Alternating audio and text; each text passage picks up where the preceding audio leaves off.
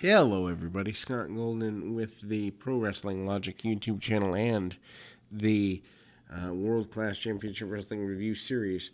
We are into the October of 1983 version of things, specifically the last of October, the 29th of October to be super specific, and, an eventful show for a couple of, one major reason.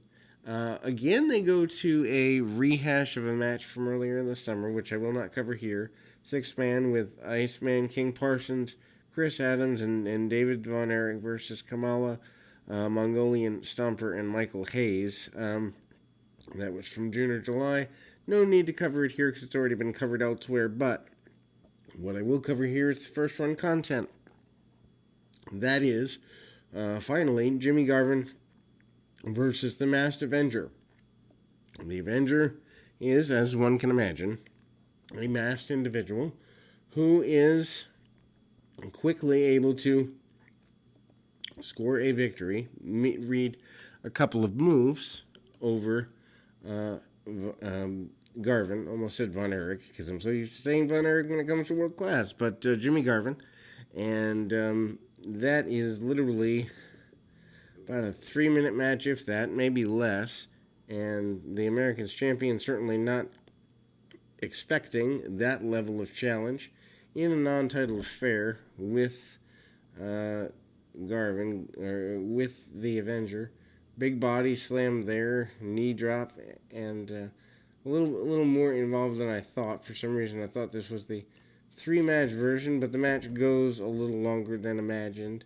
As there was a quick, it is still quicker than average here, and obviously Garvin is on the defensive for the majority of the match. Drop kicks, arm drags, and the like. Garvin bumping all over the place quickly, assertively, and effectively, but he finds himself on the receiving end of a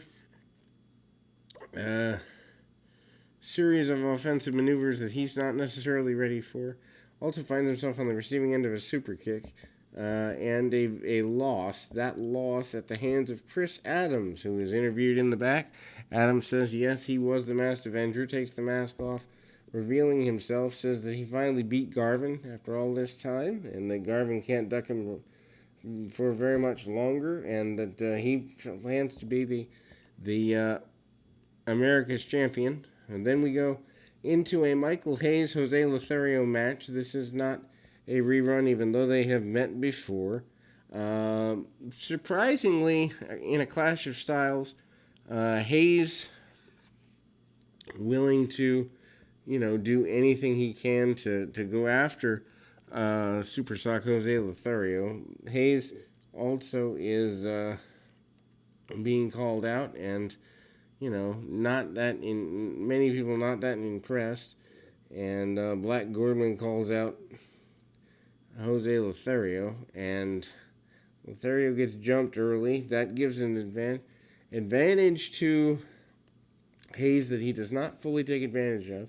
As much as Jose Lothario, not one of my favorite wrestlers, just not my style, I will give him credit. The punches he throws are some of the most lethal in the area. Hayes grabs a hold of his man, sends him into the ring post, and takes advantage of that situation quite a bit.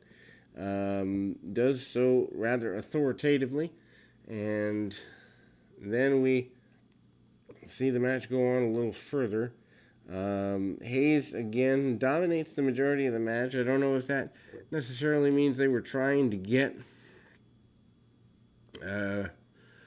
Lothario kind of out of the picture a little bit so he could do more training, or what that means, but a double sledge from the top rope and a hook of the leg gets a pinfall victory excitedly for Michael Hayes. Terry Gordy and Kevin Von Erich up next. The Von Erich and Freebirds feud continues here. So we've seen this probably definitely the entire year of 1983, and we're about to enter November. So think about that. Think about a feud lasting a year in any context in modern day wrestling. Not likely to happen, but Kevin going right at Gordy with strikes, specifically knees. Kevin does use knees when he is aggravated. Sometimes they look like they hit a little heavy, and sometimes they also look like he moves a little fast. Uses the body scissors, does Kevin Von Erich, to kind of get things going in the direction that he thinks is appropriate. Uses the body scissors also to almost get a pin on Gordy. Gordy having some difficulty, to say the very least, to get out of the body scissors by Von Erich, and I think that's a move that I think is underrated. If guys were to use guards today, body scissors a lot like a guard, just kind of using the body a little differently. But Gordy is able to get free, uses the spike upon occasion. Obviously, that spike is a little more than taped up ballyhoo, but for the sake of the Freebirds, it's enough to get him the advantage they want. Gordy leaning on Kevin Von Erich with quite a bit of extra weight and such, and holds on to the reverse chinlock / sleeper hold for a couple of minutes. Von Erich comes back to his feet, winds himself up in the buckle, and gets out of the way. Gordy posts himself in between the top and middle buckle. Von Erich comes back with a series of punches, and some of his punches a little bit wild, but they do the job for the Texas fans anyway. The spike to the throat once again, but Von Erich makes his way back in, and he is continuing the fight. 1, 2, attempts to roll up.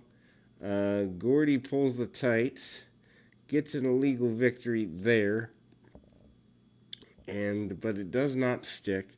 The referee is not satisfied with that, and another referee, second referee, Branko Luvic, comes out, lets the referee know that Gordy has in fact cheated. Gordy comes back in, uses the spike again, and lays him out. Reversal of the decision by disqualification, and Gordy actually spikes the mat this time. But we close with more chaos from the Von Erichs and the Freebirds here this week. We move into November up next, so keep your feet on the ground, your mind in the moment.